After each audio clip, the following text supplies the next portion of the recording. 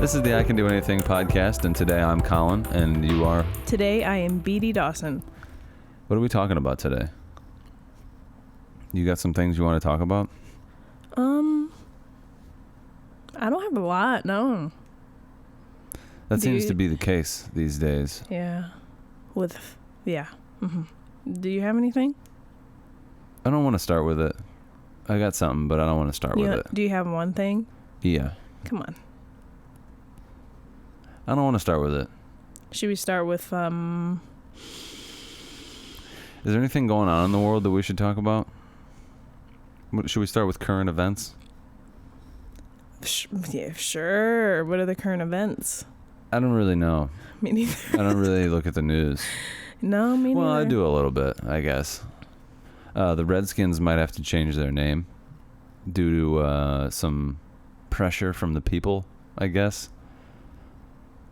Redskins is offensive to a group of people who have red skin, or Wait, I don't know. I don't know if their skin's actually red. Yeah, because it's like a derogatory term for Native Americans. What I don't get is that FedEx is leading the whole thing. Like, what does FedEx have to do with it? That was kind of weird to me. In the headlines that I saw, and in the one little short story that I read, it said that FedEx is amongst the corporations or people that are putting pressure on the Redskins to change their name by the beginning of this football season. I don't quite understand why FedEx has anything to do with it. Is the name of their stadium FedEx Field? Me over here? Yeah, you no don't idea. Know. I know. So if anybody knows why, just go below, drop down the comment. Do you think that the Redskins should have to change their team name?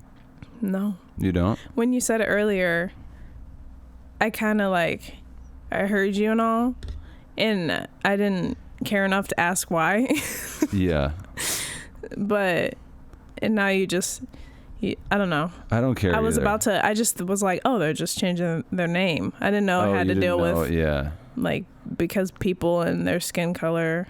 Yeah. I don't know. I think it just sounds dumb.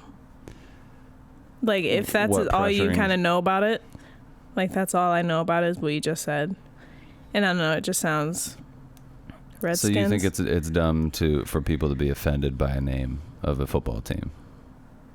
How long have they been called that? Forever. Yeah, then, yeah. Yeah. I think it just sounds like that. It just sounds like people are just trying to find more things to complain about. Yeah. That's just, yeah. I don't know. No, it does. But at the same time, I sort of get it. What do you think about the monuments? The taking down of monuments. So who has said this? A lot of people. They're all just now.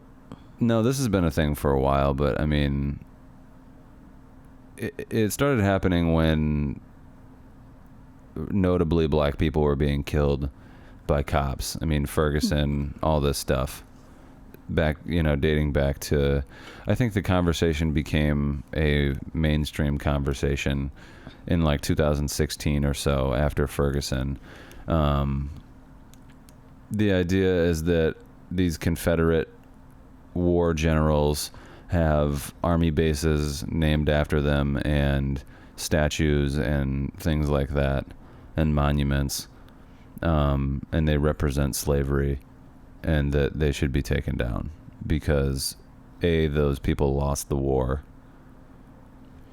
and B, they were slave owners and represented just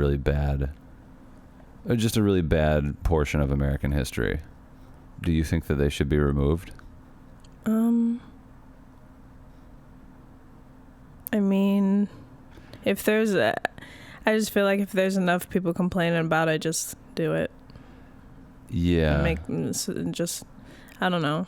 I don't like when things drag on too long. And if you guys could just change the name, I know they would, it would have to be a process probably, but I don't. I mean, yeah, I mean, I don't know why it has to be a process. I get what you're saying. Everything in the government, I feel like, yeah, is a fucking process, yeah. and that's part of why the government sucks so much. They have to put I wouldn't get why channels. it would have to be a process either. Yeah. I don't like overall. I kind of think it's. I mean, it's just kind of stupid to me. But, it's stupid both ways. But then, yeah. It's stupid. I guess I can see it both ways, but it's stupid that white people in positions of power in the government can't see that. Oh, these people lost the war. They weren't on our side. We could just take it down. Yeah. And it's kind of stupid for black people to be like, I don't know, I get it from the like I get it a lot more from the black side. Like if you live in a city and you walk past City Hall every day and there's one that's like pretty bad. It's like, yeah, I get like just wanting all that to just not be looked at or heard of anymore. So I mean, I get it. Yeah, there's one in, I don't know where it is. It's in front. It's Ulysses S. Grant, and he's riding on a horse, and there's an Indian, a Native American next to him, and a black slave next to him. That is like overtly like kind of crazy. Yeah. Yeah. But I don't know. Yeah, I think monuments are kind of stupid in the first place. Mm-hmm. Like, I don't know. I guess, yeah, I don't know. I don't ever plan on doing anything good enough to have a monument resurrected in my honor. And if it was, I don't know, it's hard to say as a guy who's pretty much done nothing, but I don't think I'd care that much. Like trophies and awards and public recognition don't really matter a ton to me. I would rather just kind of fly under the radar and not get any recognition and not have everybody looking at me. And I just don't want to be the center of attention really in any capacity. But yeah, I get it from both sides. As a white person in government who says, well, this is our history, where does it end? Do we take all the monuments down? I don't know. It's not that hard. Just take it down. It doesn't matter that much. I know, yeah. And from the black perspective, it's like, yeah, walking past that probably sucks that you have to be reminded every day of slavery and of, like, even if it's not the overt, the one where there is a black slave, even if it's just a guy who was a war general and owned slaves, it's not that difficult to just walk by it and move on with your day. I'm kind of just like, that's how I am with like the one side. It's like, just take it down. Or also I'm like, just move on. Or I'm like, just it did happen. Yeah. It's like, you're fine. But just walk past it. You're all right. Yeah. I don't know. But this is why neither of us could be in a public office. I don't have strong enough opinions. I think I just see both sides too well. I would be like, yeah, I sympathize with you guys, and yeah, I know, and then I'd just be right in the middle. And maybe that's why I always get a little frustrated in politics when there's like people who are so far on the left and so far on the right, and they can't come together and meet in the middle. Because in the middle, you see both sides and you understand both arguments. And where do you, like, if you're going to meet in the middle, then what's the decision? Because a lot of times it seems like the decision is either the policy of the right and the policy of the left. There is no policy of the middle. There's pro-life and there's pro-choice. What's the middle? There's well, some of it is a little less cut and dry, like gun laws. There's no guns or there's guns. Or you could have regulations, and some of the certain policies you can meet a lot more in the middle. This one is kind of either the statue's up or the statue's down. What are we doing? Yeah. You can't have a half statue. Yeah, because if it's a half statue, like people are like beheading statues now. That is on the side of the people who want the statue down. If you just cut the statue in half, you pretty much beheading it or mutilating I just feel it. like either way with like anything these days, and from now on, it's gonna be a lot of people unhappy no matter what. Oh yeah, there's too many people. Yeah. Yeah, there's too many people, and all of those people have a public forum that they feel like they can voice their opinion and that it matters. Yeah. The difference between the difference is, I don't know. People feel like their opinion matters now. Just because they can voice it, now it matters. Mm-hmm. Yeah. And that's probably a good thing in a lot of ways, but at the same time, it's also really bad. A lot of people, they take advantage of it and just go over I don't know. I'm thinking of just like Facebook stuff. Yeah, Facebook sucks. And I'm thinking of anywhere where you could type anything sucks. Facebook and Twitter are the two worst. It's like really bad. Yeah. And I haven't been on either in years, and I'm sure it's way worse than I was fed up with it. Yeah, 3 or 4 years ago when I got rid of both of them. I haven't even. I wonder what my who of my friends that what am I saying? What friends of mine that still have Twitter? I feel like I never hear them or ever like see them. I haven't seen them in a while, I guess. But I feel like I always heard about Twitter and stuff. And like would still like I would have my friends send me a screenshot of somebody that says something on Twitter, things like that, but I haven't heard anything. I feel Twitter. like most people, like especially your friends, are just probably pretty much exclusively on Instagram. Yeah, Snapchat. I don't think they're even I don't even see them writing anything on it. They probably just have the app. Yeah, a lot of or scroll through it or something. That age demographic, female 18 to 28, is pretty much on Twitter to probably get news or like learn about stuff, gossip, things like that. That's where I'm at with Facebook. And then they're and then they post their pictures and look at other people's pictures on Instagram. They communicate via Snapchat, with pictures and videos, and they're entertained by TikTok and YouTube. Mm-hmm. You said girls? Yeah, I was going to like your friends' demographic. Yeah. And I don't even know, I don't know. Your friends don't seem like they probably consume a ton of news. Like I don't see the only Haley one Martin out of my friends articles that watches TikTok is Haley. I don't think Cass, Jade, I don't think they even. You don't think Jade watches TikTok videos? No. But you watch TikTok videos. I know, but I don't have a job. That's why I'm watching TikTok videos. That's right. She has a job and a boyfriend and 2 dogs now. She doesn't have time for TikTok. No. No, maybe she does. I don't know. Maybe I don't think she does. She's not like Haley, where she, and how I am kind of. When I'm bored, just sit there and scroll for a little while and watch videos. But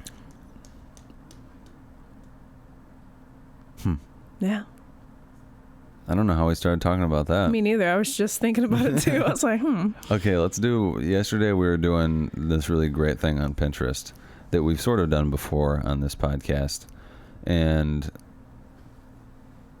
we went through kind of a lot of them, a lot of these relationship questions. We got to and then 45-ish last night. And then you said that there were 60 more, and we decided to save some more for the podcast. We had a really great 45-minute conversation just from you asking me these questions yesterday. I wish that we would have had microphones recording us. But we can make it great. It doesn't matter. It doesn't matter. We can make it great again. So a lot of I went back to the one that I went to last night. Mm-hmm. And the rest of them, it was a lot about spiritual faith stuff. So I went to a new one. Because a lot of the questions last night were about family, some about money. It had specific like categories and stuff. So one category was how you would deal with what word am I thinking of? It was raising kids. Yeah, one was kids. And man, what? Dealing with family issues or family stuff in general. Yeah. I don't even. Yeah, I don't remember a lot of them now that I'm trying to remember them. I know, me too. But are you ready? Yeah. All right. So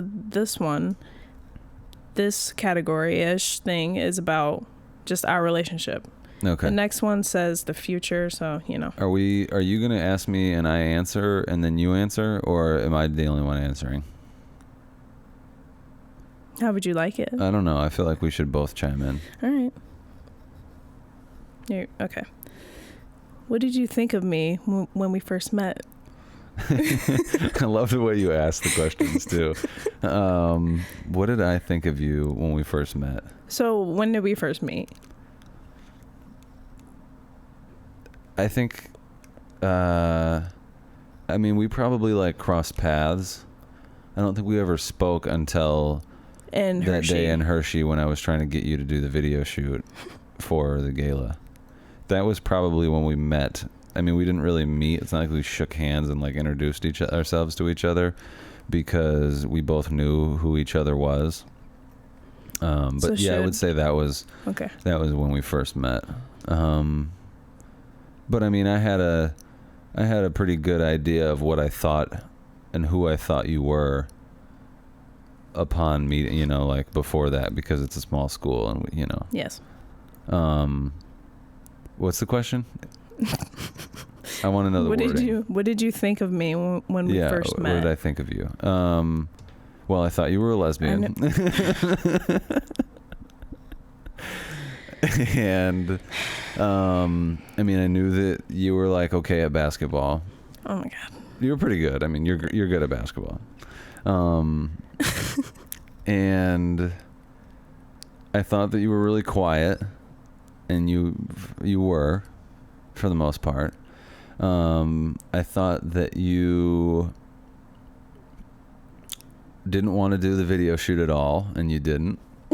Correct. I thought that you were maybe trying to avoid me a little bit, and you were a little bit. A lot of just because of the video shoot. Yeah, that was like kind of the general gist of it. I never really, I mean, I kind of like, I don't know. I didn't think that we'd get to where we are now. Like, never in my wildest dreams. That's another question. Oh, okay. I think that I read. I think that's coming up soon. Okay. What about you? What about you? What did you think of me when we first met? When we first met, I think you sent that email to me before I saw you that day, right? Yep. And so at that point, I was thinking, like, when I was about to walk past you, I was like, oh, maybe he won't say anything, because I don't know. I kind of thought I could avoid you a little bit. And then you spelled my name wrong. I was like, this guy doesn't pay attention, right, to much stuff. Okay. But that's interesting, because something small like that, like a minor detail like that, like me putting a Y instead of an I, can kind of say a lot about somebody. It can either just be a simple mistake. It could be they don't care enough, pay attention. Yeah, it could be that, and that says a lot about somebody's character, or says a lot about somebody in general. That's where I was at. Yeah, so you thought that was like, he doesn't. yeah, okay. I was like, he doesn't care, so I don't really care.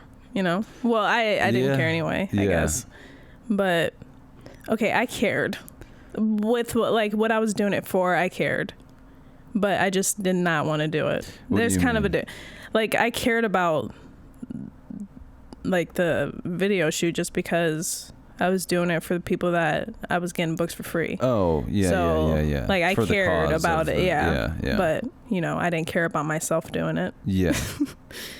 But a little backstory, the video was a video for the Trine Scholarship Gala for the Books and Beyond program, which you received scholarship money to pay for your books and things of that nature to help out with school. And so the cause was a good cause, and you wanted to support that, but you just didn't want to be on camera. Yeah. I think I saw you around campus a lot. So I kind of thought you were a little annoying, just because you never said anything. I don't know, but you had to. but I just thought this guy's bothering people all the time, bothering me specifically. Yeah, because I know you have to do it, but I'm like, the other guy, I mean, I don't know. Anyway. You're talking about question of the week. Yep. Okay. Yeah. Yeah. I didn't think you were like, not really annoying.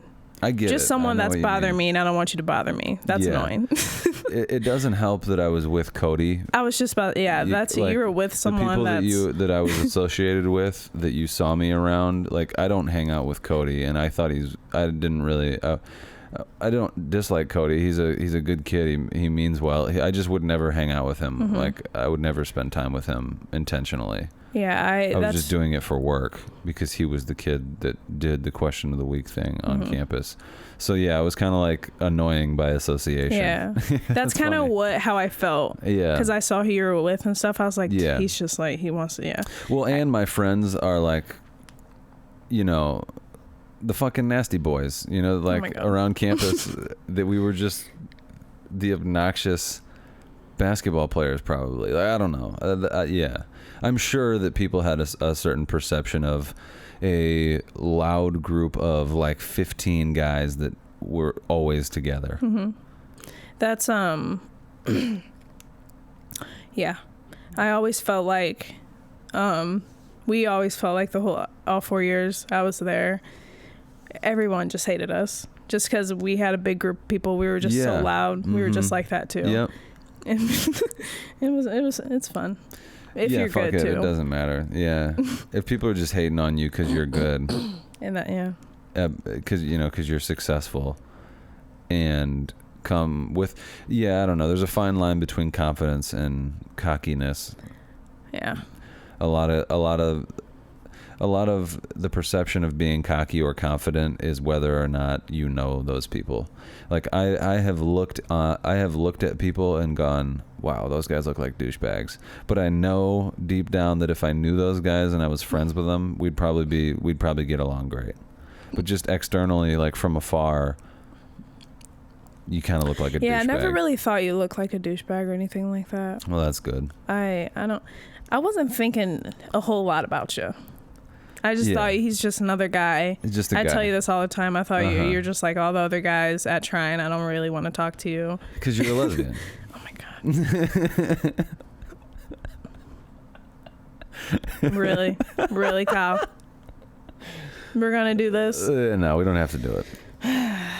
Anyway, just because I'm at basketball. Okay. What makes you super happy in our relationship? What makes me super happy in our relationship currently? I mean, a lot of things. We're just like really... What's the biggest one you could think of? What makes me super happy in our relationship? Everything is always positive. Everything's usually upbeat. We both just kind of like have an understanding about life. That like the simple stuff matters. I don't need a whole lot to be happy. I just want to have fun and enjoy the dumb little stuff in life. And we have very similar interests. We both like just sitting around watching movies, watching basketball, exercising, staying in shape, being active. I think all around we just kind of, it all kind of just goes together very well. Agreed. I can agree with that. Do you have anything to add? Yeah. What makes me, I don't know if this, with all that, it comes close to it, I guess, but I think what would top it is like how mature I guess you are, for sure. Yeah. Compared to like, people in the past, and knowing people even your age-ish, around my age, a little bit older, they're just not on the level of trying to be mature at all or thinking about life. Yeah. And I was super happy about that because I needed and need help with, I tell you this all the time. Yeah, with life.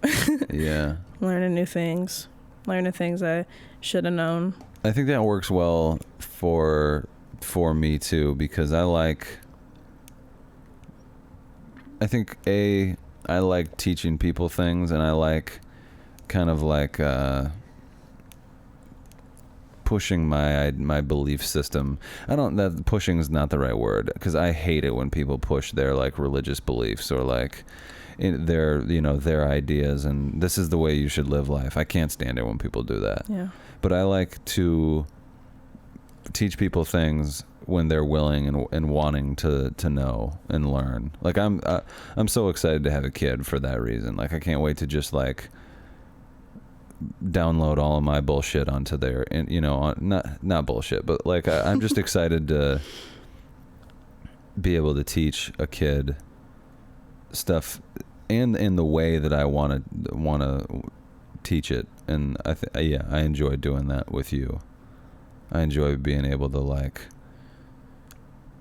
talk about something with you and like see the wheels spinning in your head and like kind of like see you get it and grasp it and make it your own and become an adult. Yeah, it's been fun to watch you grow up a little bit. I appreciate it. All right. How long did you think our relationship would last when we first started dating? When would you say we started dating?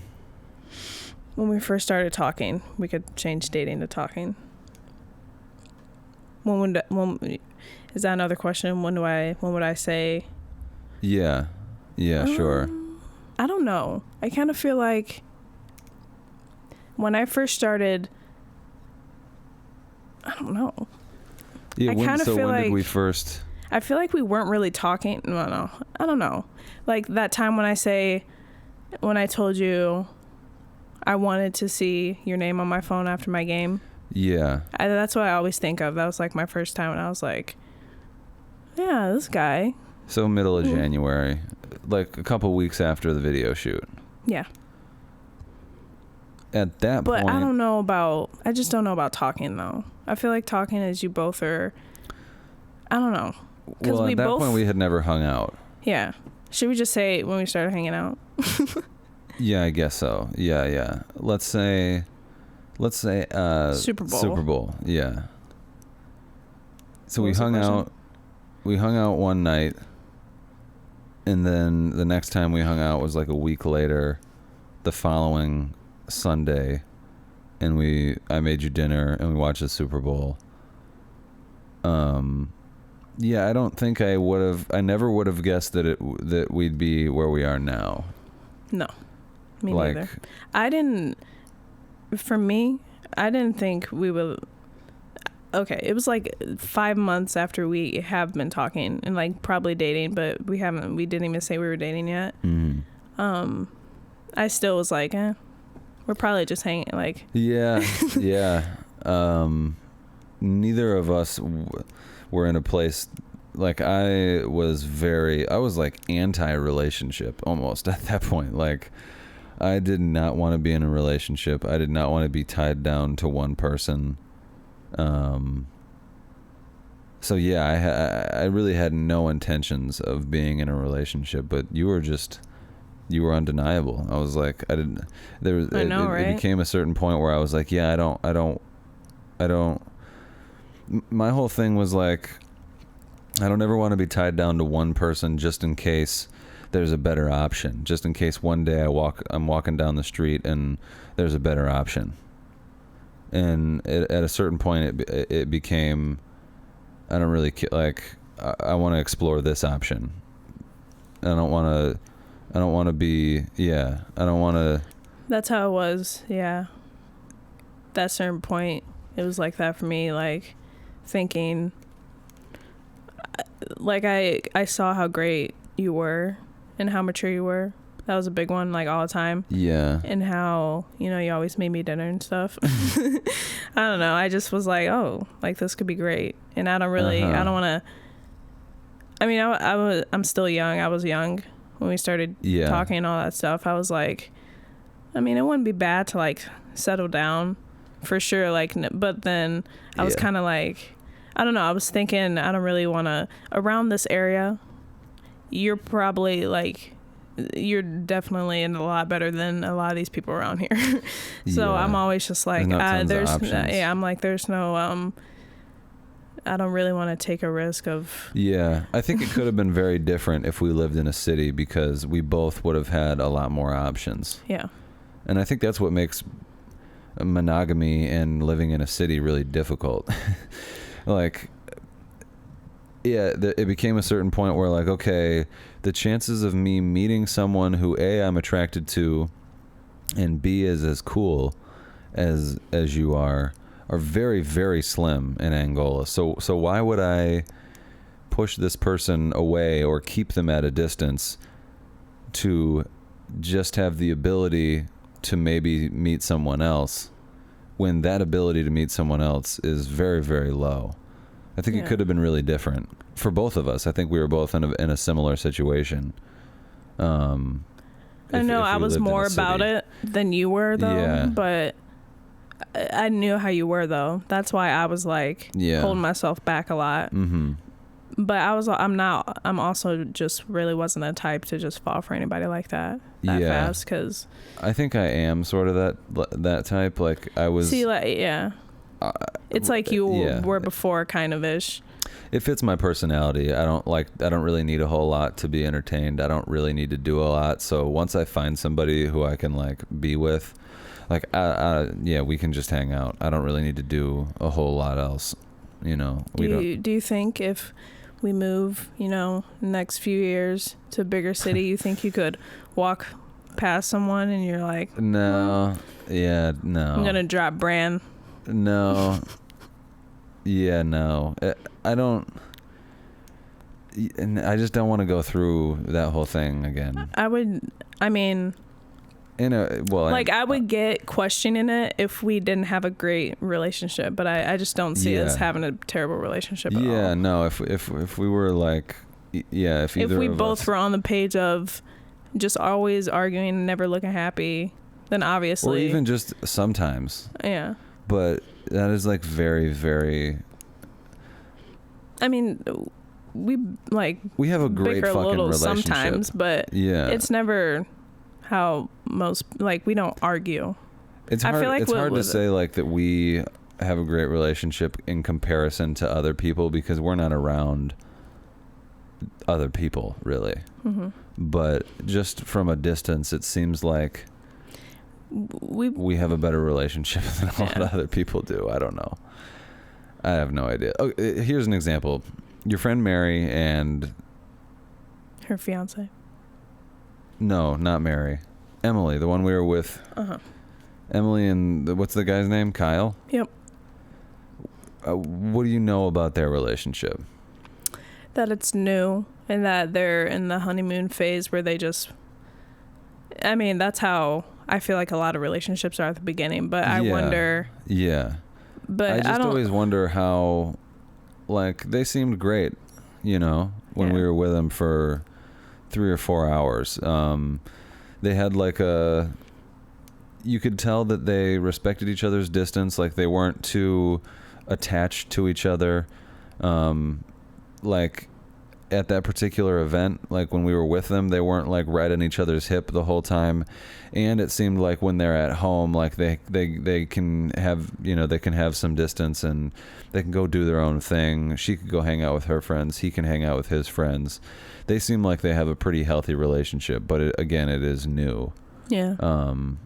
And that kind of stuff. I just go by the relationships that I know my friends and like my family members, what they've been, the relationships they've been in. I'm like, okay, yeah. Well, yeah, those are really all, for the most part, really unhealthy. Yeah. Your families.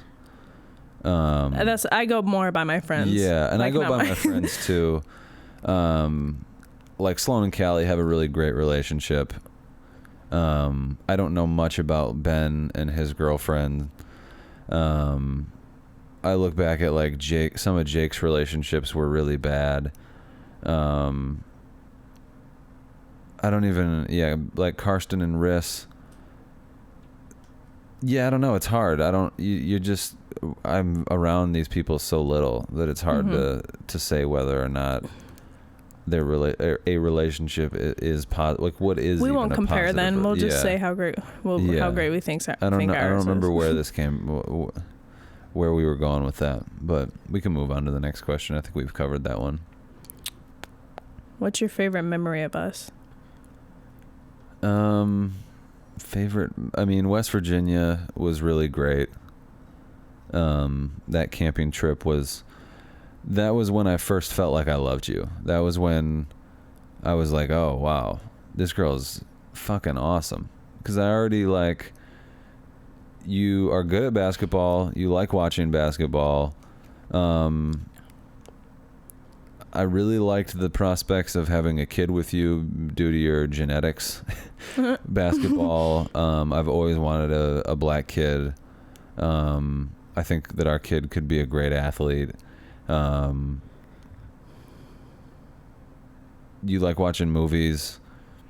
You play video games. Like, you're like a great guy friend that has great tits and is,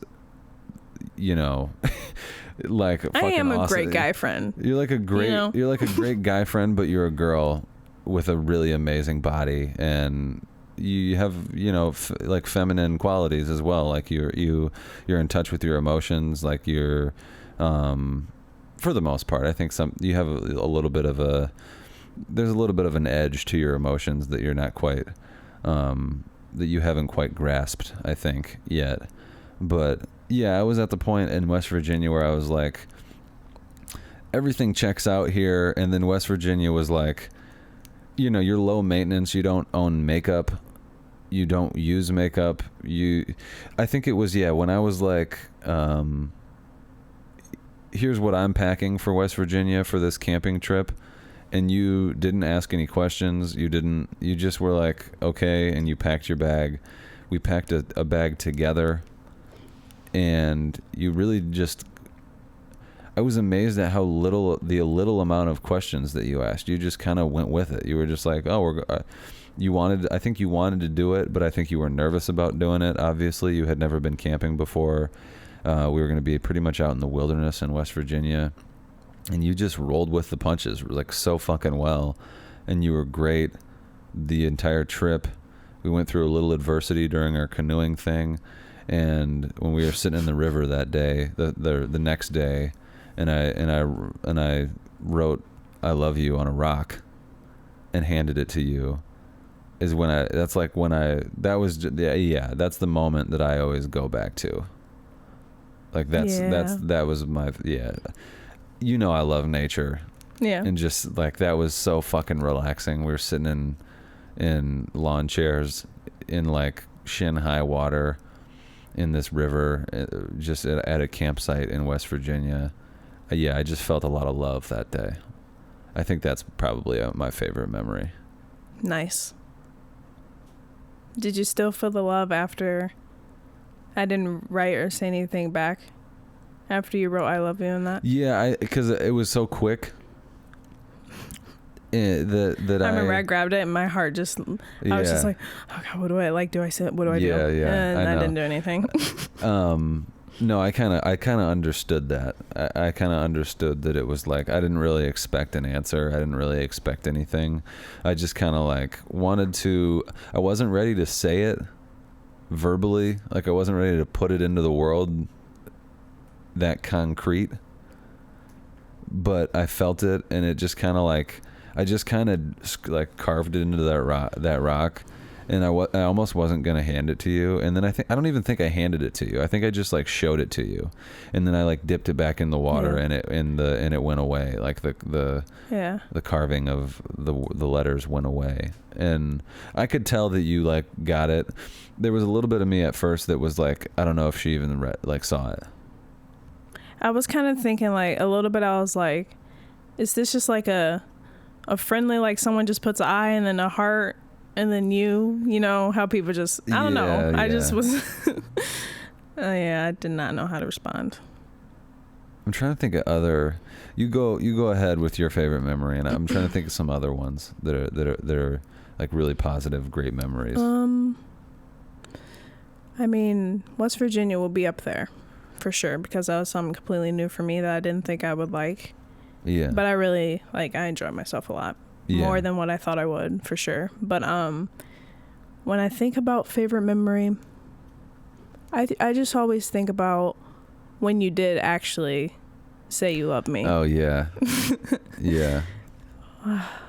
Butterflies. I was so, like... I just knew you were nervous. Oh, I was so nervous. And I knew what you were going to say. But then in my head, I was like, he's probably not even going to say it.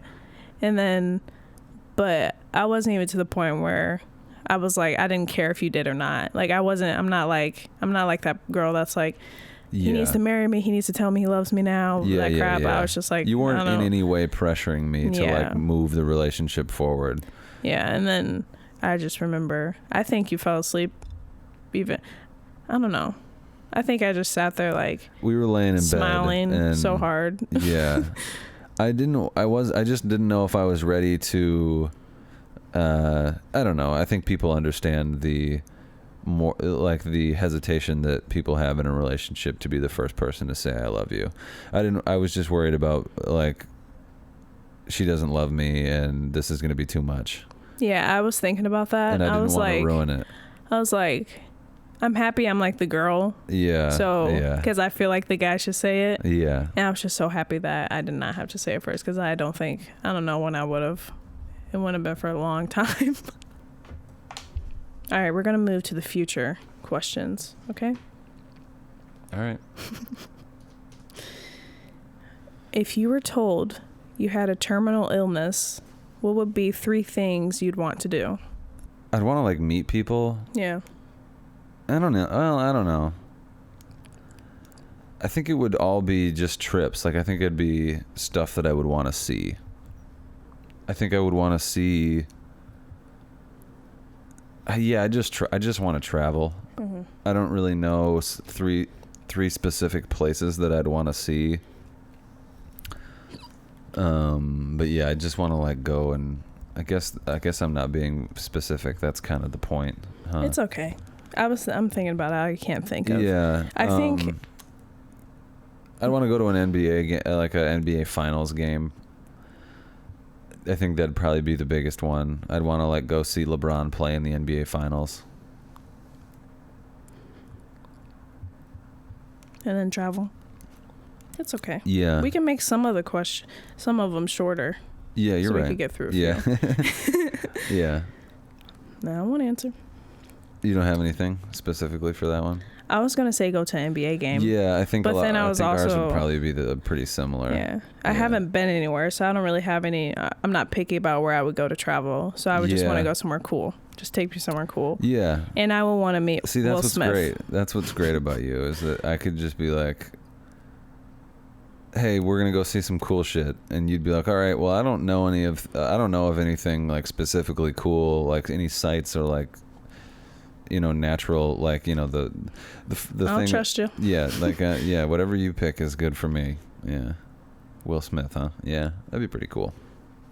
I would want to meet him before Chris Brown. Really? Yeah. All right. Yeah. I just feel like we don't get it. Okay. No, I get it. Will Smith is, he's a legend. Yeah. Yeah. If you could live to 90 and have either the mind or body of a 30-year-old, which would you choose? Body. Me too. Yeah. I think you can still be sharp in your mind at 90.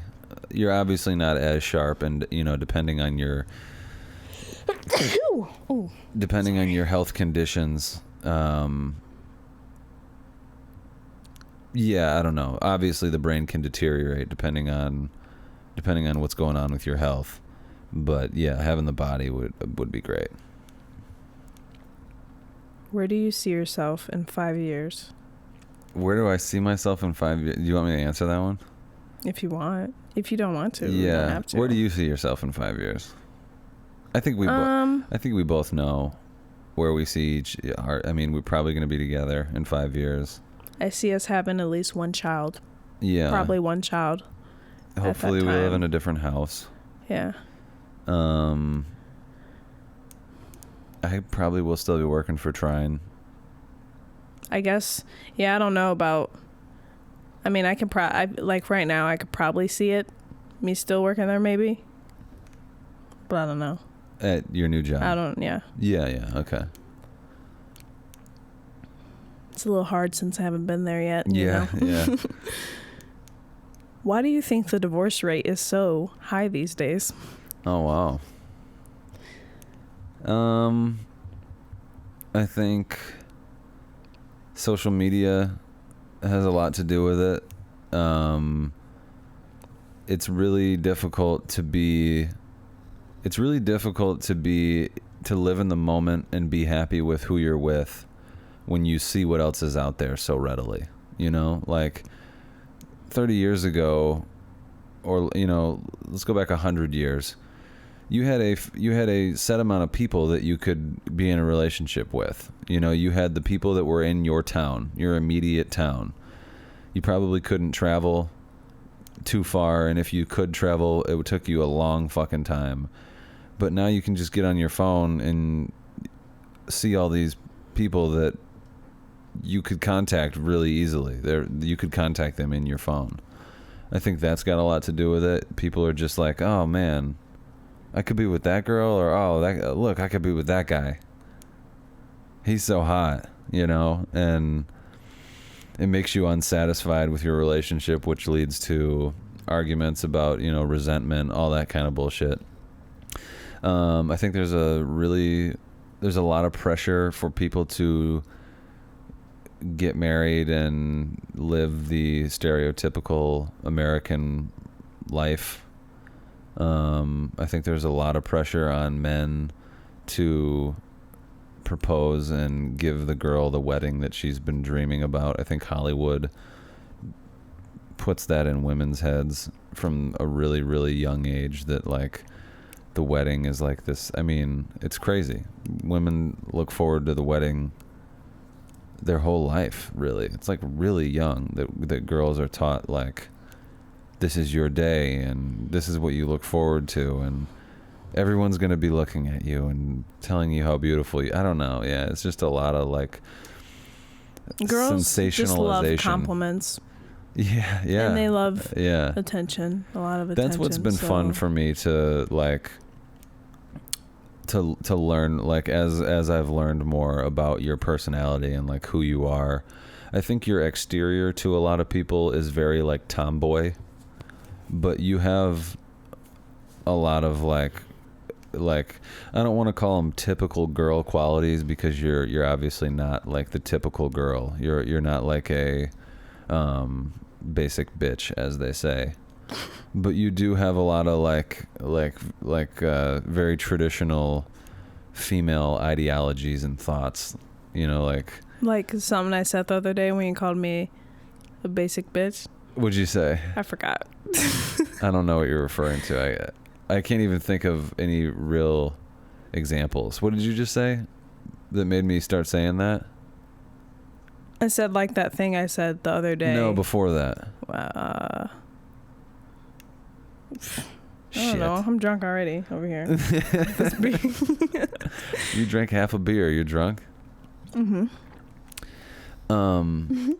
Yeah, it's been fun to like go from thinking you were this like tomboy to like learn that, like, you know, yeah, I can't think of any examples, but it's just been it's been cool to like see the more traditional girl qualities come out of you.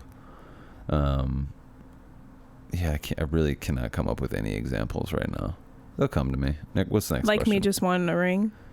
Stuff like that, yeah. I'm thinking even more just like I feel you. Like less big things, just like small little details.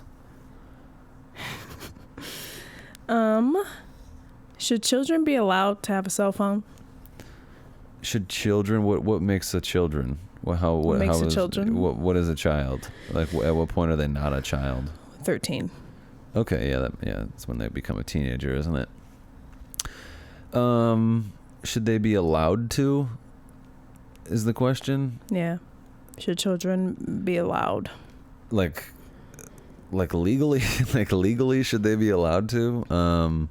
I would be in favor of a law that said that, like my 10-year-old niece. Yeah, no, or my 8-year-old sister. I think I would be in favor of a law that said that teenagers, that you weren't allowed to have a cell phone until you were 13. But having a cell phone, but there's little there's like 2-3-year-olds that have iPads. Yeah, and I consider that a cell phone. Yeah.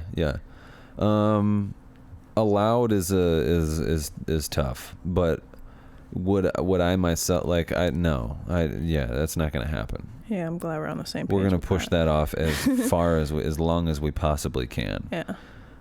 I think at a certain point, it comes down to just a convenience for the parent. Like, I want to be able to contact you once you start going out on your own and doing like stuff when they have like own. Practices, they have dinners after, things like that where they need to kind of. I feel Here's like the thing. When they get all their friends are going to have them. So they can just use that shit. You're so right. I didn't even think about that. Well, but here's the counter argument. All their friends are going to have them. So if they're going to, if you don't want them to do all the bullshit that you don't want them to do on a phone, and you don't want to subject their brain to all that stuff, and, their eyes to the brightness of the screen, and their neck to tech neck, and just all the bullshit that comes with it, they're going to be on their, if they don't have a phone, they're going to be on their friend's phone. So probably when playing games when and all they that start bothering us a lot about it, are we going to sit them down? Are we going to sit them down and they have to convince us? They're going to have they're going to have to put together a rational argument as to why they think they deserve it. I really like that idea. And I'm really excited to do that with my kids across the board. Like, even from a really young age, let's sit down and you give me a rational argument as to why you think you deserve to sleep over at Jim's house, or as to why you think you need that toy, or, just anything. I think that'll be really fun to, like, teach them how to structure an argument, and, like, how to, just how the world works, I don't want our kid to be a fucking softie that just thinks that everything should go their way all the time. Are you ready? Yeah. I wasn't. What's your favorite thing about yourself? My favorite thing about myself? I don't know.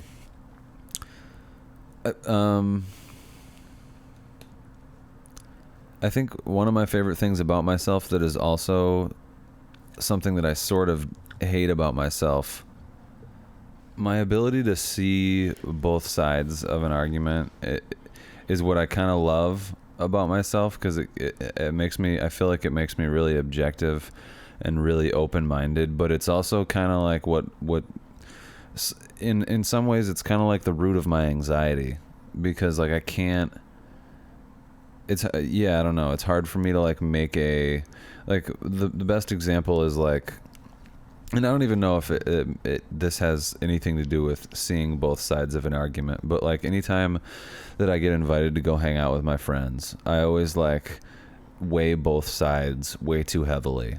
I'm like, well, if I go, I would have a lot of fun, but I'd probably get annoyed with being up late and my friends being loud, and I don't want to go to the bars, and I could just stay home and I'd probably have a really great time. I could just relax and do nothing. I could catch up on some cleaning, but I'm young. I should go hang out. Why would I just clean my house when I could go be with my friends and enjoy my life? Isn't that what you live a life for? So I don't know. I like drive myself crazy going back and forth on things. And in a lot of cases, it's what I love best about myself, but it's like kind of the root of some of my evil. All right. What do you like most about yourself? Being African American. Wait, what? What? Are you serious? Yeah. Okay, let's go into that. Why? I don't know. I think it's a great thing. I was looking at when I first heard that, I thought for some reason I registered that as that was the thing that you didn't like most about yourself. I don't know why. No. Oh, that's great. Yeah, that's awesome. I'm glad that you have like pride in that. That's cool, especially during these uncertain, difficult times. Oh, for the black, there it is. For the African American. That's really cool that like you're that proud of it. I'm glad. That makes me happy. Thank you. Have you always been like that? Like really proud to be black? Yeah, I think so. That's cool. I mean, when I was really a kid, not that vocal about it. I know either, which is kind of maybe why it's a little bit surprising. When I was a kid, they were going to school and stuff. The little white kids were rude. That's when back then, that's when I was like, what's wrong with me? Yeah. But then, I mean, I grew up and I think black people are beautiful. Yeah, me too. And, you know, I don't like being black at times because I hate my hair right now. I hate that I'm going through all this. That's what me and Coco say all the time. We're like, man, we wish we had white girl hair because it's just easy. God. But I'm going to love it when I get to where I want to be. Yeah, well, you wish you had white girl hair. Because I don't really. I seriously do not wish I really did. Yeah, I know what you mean though. Your hair got fucked with your whole life. You literally killed your hair your whole life. Killed it. And if you wouldn't have done that, man. But that's sort of, I mean, that's something that black girls. A lot of black girls have struggled with, is their mom wanting their hair to be a certain way. Yeah, I have Kayla, Lexi, and KT just like all went natural recently. So like, and so did Coco. I'm doing it now. I kind of feel like we start doing it when we grow up and we're like, why the fuck was my mom doing this to me? Pissed. Like, really? But here's the thing. You won't do that to your daughter. Hell no. I mean, she's going to be mixed, so no, I won't do it. Yeah, that's true. And I know whether I'm with you or not, she's going to be mixed because I'm going to be with a white guy. I want a mixed baby. But I want to be with you, obviously. But no, it's mainly like if you're fully black, you do it. That's what you get a perm and stuff. I don't hear about mixed girls getting perms. That would be awful. Why would you want to ruin that beautiful hair? Yeah, exactly. That's funny. But the thing is, black hair is really black girls' hair is yeah. I don't. It's just more. It's so much thicker and tough to deal with. So the parents just don't want to deal with it. Yeah. Okay, that makes sense. But the mixed girls' hair, it's easy. Like Tony Joe's hair. Yeah. Super easy. Thin. Is her hair thinner? Yeah. Because she has that like black hairstyle right now. What is that hairstyle that she has now? Like, it almost looks like. What hair? Oh, in the last video.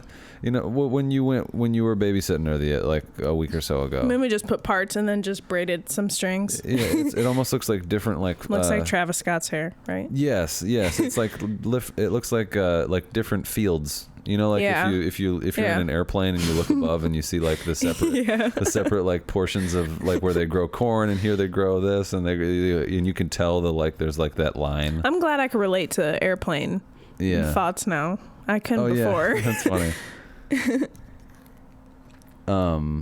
Yeah, that haircut is definitely like a hairdo, I guess. That's definitely like a blacker or a more traditionally black. Usually, hairstyle. I know Mumu does that, but I know like a lot of girls, if they braid it, then it's just there if they're just chilling, and then it's gonna look cute when you take it out. Oh, okay. I guess I don't know. I really don't know. I don't got a mixed kid, you know. You will soon. You think so? No. That's what we have to tell you guys. We have a surprise. All right. Should I have a question? The last question? Yeah. Are you at the end of the list? Yeah. Yeah. But none of these are good, like, closeout questions. Oh, is there more? Is there a lot more? I mean... You just don't like some of them? Yeah. Okay. Just read them. What are they? And we can skip them if... Is there anything too serious to be joked about? No. I agree. Anything can be funny. I agree. It just depends on how far you are away from it. If you've never been raped, rape could be funny. You're right. I mean, it's not really that funny, but I've heard great rape jokes. I mean, Dave Chappelle has an incredible rape joke. I feel like it has to be a certain person. Yeah, and it has to be in the right context, and it has to be funny. Yeah. If it's not funny, then if it's a bad joke, then yeah. If you're making a joke this was a situation in middle school for me. Somebody made a black joke that I didn't even know in front of everybody right there. So I wasn't even that offended, but I started crying, so he got sent to the principal's office. Yeah. Bitch, you don't make jokes like that. I don't even know you. Yeah. Yeah, it just depends on how close you are to it, and yeah. But yeah, I think anything can be joked about. I don't think we should. That just goes to freedom. I don't think that we should limit people's speech. That is freedom of speech. It's our Second Amendment right. Do you have a secret you've wanted to know about me but have never asked? Like one secret you've wanted to know about me. You wouldn't know it if it's a secret, right? Yeah, I get the question. I know. Yeah, I don't know. Do you have any secrets that you haven't? I feel like do you have anything that you haven't told me that was like deep down that you just like haven't told anybody really? I don't know. I really don't think so. Yeah. I don't think I do either. All right, moving on. I feel like we're pretty transparent with each other. Like, I don't really have anything to hide at this point. I feel you on that. What's your biggest insecurity? My biggest insecurity? Is it your nose? Yeah, it's probably my nose. I don't really like my nose because I've broke it so many times. Yeah, probably my nose. All right. Thanks for sharing. My acne was a big insecurity for a while, but it's a lot better now. Yeah, probably those two. What's yours?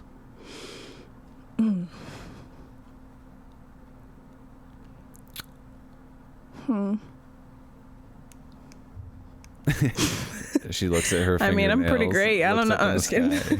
You are pretty great, aren't you? My hair, when it's not done. Yeah. I think that's probably my biggest. Because, I don't know, I'm always just thinking about it. I always feel like it's not. But I'm not really ever worried about. I mean, I'm kind of like worried about. I don't care about what people think, like overall. But I just want to look as good as I think I could look, I guess. Yeah. Not as good, just good enough for me. You're comparing yourself to other people. Like, you see other beautiful black girls with beautiful hair, and you go, fuck, why can't my hair look like that? Exactly. But when your hair, like, I like you the most when your hair is just in a ponytail. Like, I don't need you, like... And I love that. I don't need you to do anything. Like, I love that you don't wear makeup. I love that you don't feel the need to fucking make yourself look like a different person by putting paint on your face. I think that shit's so weird. Me too. I think when I get the natural hair to my whatever, just the natural hair where I don't need to put braids in anymore, I'm still gonna have a ponytail all the time. That's what which is what I'm happy about, that you actually like it. Yeah. And that it's not, I don't know. But you'll have the ability to, if you're going to something, it'll be easy to deal with. Kind of way. Yeah, because it's always just so hard to deal with if I'm going to like a wedding or something, I'm always stressed about what I'm going to do with my hair. Because you don't want to just have perm it in a ponytail. Yeah. But like with a natural hair, it would be easy to just, you can just like wash it real down. Quick and let it down. Yeah. Or just let it down. Yeah. And that's just what I want. I don't want to deal with the gel anymore. I don't want to do any of that stuff. And for a while there, your hair was like almost too short to put into a ponytail. Yeah. Because it had all been burnt off. Mm-hmm. Yep. It's a shame. That's the thing about it. Your insecurities is that you don't look at my nose the way I look at my nose. You don't care. Yeah. And I don't look at your hair the way that you look. Like, to me, your hair is fine the way that it is. If your hair was like the way that it is for the rest of our lives, that'd be great. But if it gets better, that's fine too. Absolutely. Those are all the questions I got for us today. Oh. I feel like yesterday's session was better. This was good too. I mean, we got a lot out of. I don't even know how many questions you just asked, but we still got a lot out of it. I just like it when you can ask a question to somebody, and then that can turn into like something else, and then that just like leads That's why, I always loved, in middle school and high school, talking to girls. I always loved the question game, where you just ask. It's such a stupid thing. It's such a little kid thing. Let's play the question game. But that's just life. That's just what a conversation is. You ask people questions, and that tells you a lot about who they are based on the way that they approach answering whatever the question is. When I played the question game with a guy, it was just to get to will you date me? Will you make out with me? Oh, yeah. It was always to get to sex stuff. Yeah. It was always to eventually, you prime it up with you just ask some questions, and then you maybe ask something a little more provocative, what's your favorite body part on the opposite sex, and then you go back to a regular question, and you slowly ease your way into sex questions. Will you please suck my dick? Literally. Okay, so I have some audio clips that I want to play for you and for the viewers or the listeners. I want to make an argument given some audio clips that I have from a couple comedians.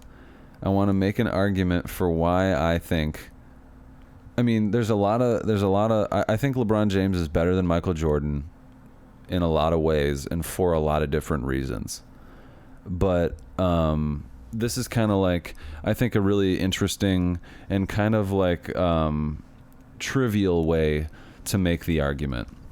So the first clip that you're going to hear is from a comedian, Bert Kreischer, and he's talking about Joe Rogan, and just kind of the whole I got to give it some context because you're not going to know some of the things that he's talking about. Correct. And some of the nuance stuff that he's referring to. So in the LA comedy scene, Joe Rogan has propped everybody up, and he's built a platform for all these all these different comedians through podcasting, basically. He had these comedians on his podcast, and that got them viewership, and then he pushed advertisers to those people's podcasts, and then they built their podcasts up, and they created this web of really famous LA comedians.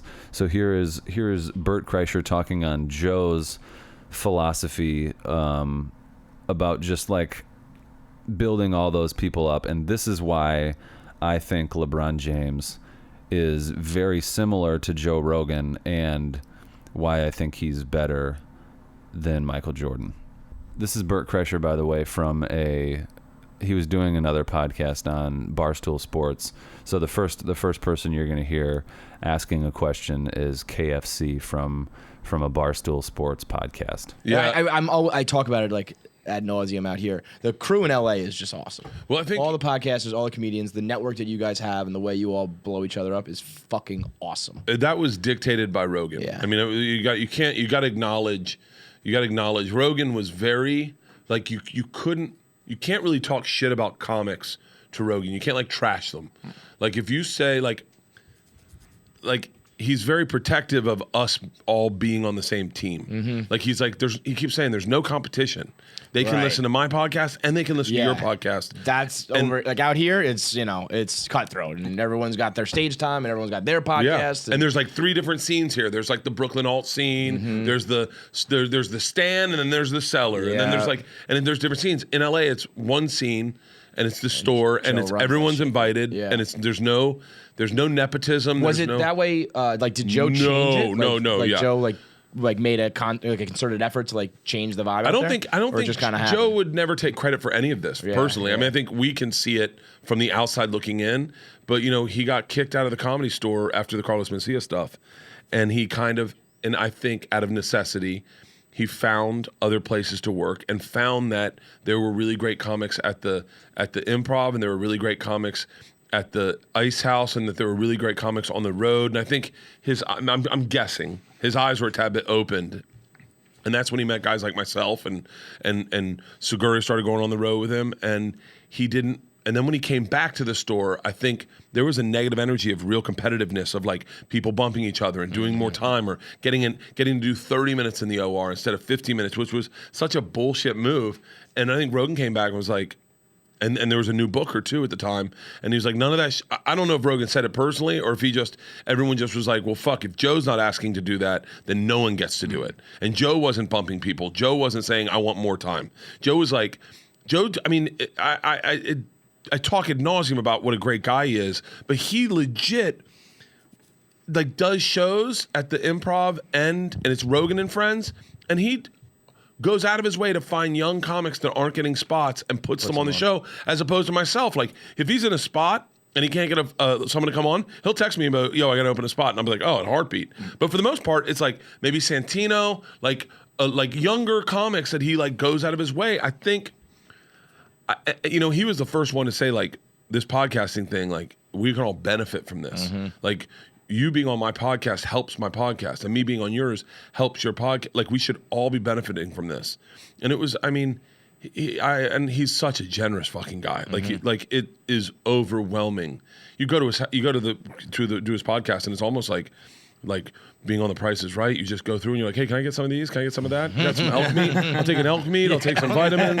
Hey, what t-shirts you got? You got any new sweatshirts? Well, I'll take a coffee mug. Oh, cool. Like, he's just very very giving in that sense, you know? If it's really hard to explain, but like I remember one time he called up and he was like, hey man, I got a buddy who wants to give you a grill. And I was like, okay.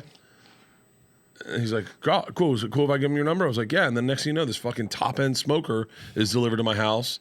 And you know that Rogan just kind of like, I remember one time I was buying a new grill and Rogan's like, I got you. I got a buddy at Traeger. I'll get you a grill. And I was like, no, that's not why I brought this up. Like, I can afford a grill. Yeah, I can afford a grill. Like, but he's just very, very, very, very generous and very selfless. Yeah. Like I think he feels like he wants to elevate everyone, and the more you elevate everyone, the more you elevate yourself other. The water raises. Yeah. So that is kind of LeBron's whole mindset: is elevating the team, making the right pass. He's a basketball purist. That's kind of like always been the thing. Is like Kobe and Jordan were these cutthroat guys that I'm taking the last shot no matter what. And there's not as much scrutiny into like every game and every decision that those guys made as there is into LeBron. I think that is the root of it all. LeBron is the team guy. He's a better passer. He's the make the right choice. If making the right decision is me passing to somebody else who's open to make the game-winning shot, then that's what it's going to be. And the Last Dance documentary with Jordan kind of like maybe pokes some holes in that, because he did make he made those last passes to Paxson and to Kerr. Yeah. So Jordan did, when it needed to happen, he did make the right play. He probably just didn't have that on his mind at all. What? To pass the ball. No, well, yeah. I mean, in those timeouts, it was even like kind of like suggested to him, like, "Hey, maybe you should pass it this time." Yeah. You know, and it ended up working out, and he was selfless enough to make the decision to make the pass when it was necessary. But I think LeBron, in a lot of ways, is just a better all-around basketball player, because he's way more invested in making the team better in a positive way. In The Last Dance, you saw Jordan kind of in a negative way being like super competitive, and that elevated people to greatness in a lot of ways. Like the nervousness around potentially disappointing Jordan brought out the best in people. But I think the way that LeBron does it, and obviously to this point he hasn't won as much as Jordan, so thus far maybe Jordan's philosophy was better. However, LeBron has gone to a lot more. He's had. I mean, LeBron has won a lot more. He just hasn't won on the biggest stage a lot more. But I would argue that he played more difficult competition. So then this next clip comes from a podcast where Joe Rogan. So I go from Kreischer talking about how Rogan is like LeBron in my opinion, to now Rogan with a much shorter clip where he's talking about being competitive, and he's high on mushrooms and he's drunk and he's been smoking weed when he's during this audio clip. For some reason I feel like that should be prefaced, just because this is genuine. This is like genuine Rogan. Like, this is Rogan at his best. This is Rogan at his most vulnerable. He's as loose-lipped as I've ever heard him. He's as free speaking as I've ever heard him. This is by far one of the better Joe Rogan experiences that I think there's been. And this is Rogan just competition in general. This is the problem. Competition without compassion. It's not that competition is bad. Competition is good. But being a dick is bad. And the problem is the two of them go hand in hand. That's really the problem. Yeah. Is that people that want to win in competition, they can also be a dick. Yeah. It's not necessary. Which is why when I beat you in pool the last time I was on. So it's not necessary, but it's often connected. You could tell he's like, fuck that. I don't even know what he listed. Yeah. I mean, I know what he sounds like. You can tell, but you could just tell he's slurring a little bit. Yeah, he's pretty drunk, and they had like just before that, it seemed like probably the mushrooms were starting to kick in. It's mostly alcohol they had been drinking the whole time. But yeah, competition makes people a dick, but it's not necessary, and that's what I think LeBron shows. I think LeBron shows that it's not necessary. You can win, you can be successful, and you can elevate other people with compassion. You can elevate other people in a positive way. You don't have to be an asshole to people to get them to win. It's a win-win for both sides, really. Yeah. Because they're not scared of you.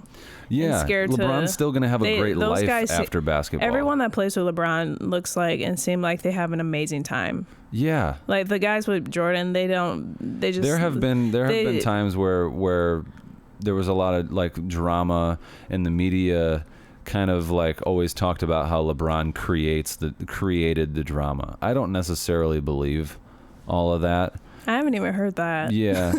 But I think for the most part, people love playing with LeBron. I mean, you saw guys going back and forth from Miami to Cleveland and now to LA. There's guys that like James Jones, I think, was like a great example of that. He like would follow LeBron everywhere. Kyle Korver. I mean, people like that, like, shit, I'll go play for LeBron. If it's going to put me in the finals every fucking year, then I'll go play with LeBron. So I just kind of think that, that compassion thing goes hand in hand. And LeBron is a basketball purist, and that's what comes with making the right decision. That's what comes with being compassionate about, I don't know, I can hear people being like, yeah, compassion is fucking soft, and that's why he hasn't won the amount that Jordan did. But those are just LeBron haters. Yeah. Are just hating on. So then the second clip is another clip from that same podcast with Bert, and he's talking about Rogan being a comedy purist, and again the same comparison there. Rogan is a purist of comedy, and LeBron a purist of the way that the game should be played. And he's also, not to point out the other side, but he's also very disciplined and strict about comedy and how he believes comedy should be done. Right. He thinks people should be busting their fucking ass and getting out there every night. So like you mentioned luck. Would you attribute Rogan being drawn to you as like you got lucky and he likes you, or you think that you're like you stand out because you're good and that's why he puts you on and that's why he helps you out? He would say the latter. I would say the first. Yeah. He would say, "Oh no, you're just fucking hilarious. That's why I like you." I would say, "No, I got lucky." But he doesn't do there is a crew of people that he Like I feel like he has his standards, right? Well, there's certain. So, I think there's certain types of comedy that maybe he doesn't love. Yeah. I know that anything that's derivative, anything that's unoriginal, anything that's like. So like you kind of earned it. Well, I think I'm a talented comedian who loves comedy. I think you also have to have a fucking obsession and passion for comedy the way he does. Respect for it. Yeah.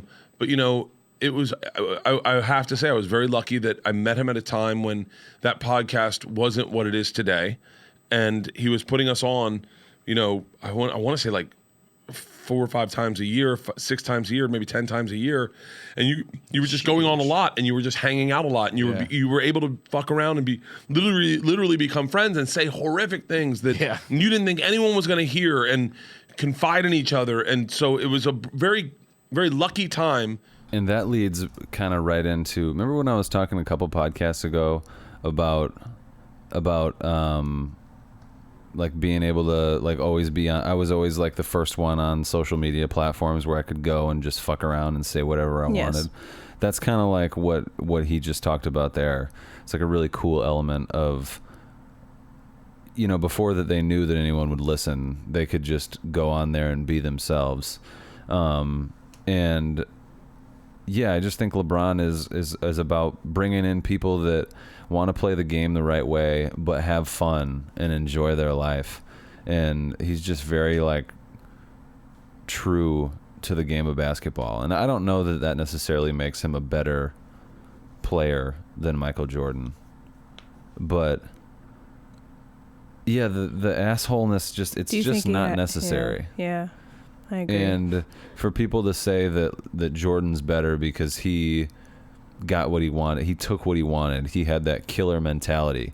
I just don't think the killer mentality is it's because most people on this world are assholes themselves, so they agree with it. Yeah, you're probably right. Yeah. There are a lot of assholes. Yeah. Ugh. That's why I don't like people. That's why I stay away from people. Well, I just want to say that I apologize that the question session wasn't as good as last night. Great. I'm just so sorry, you know. No, don't. I know the ones outside last night, they were more about ourselves the whole time. These ones were kind of random, but I knew that you could go. I knew that you could, you know, talk a lot about them, and that they would be interesting still. They're great. Nobody that's listening to this now has any idea what we talked about last night, or what we talked about last night. So to them, it was probably like, great. Oh wow, that was a nice little. But to you, it wasn't. Oh come on! Oh no! I should have never said it. Shouldn't have. Now I'm hurt. Should we go make dinner? Yes, I'm getting a little hungry. Yeah, me too. Thanks for listening, everyone. Peace.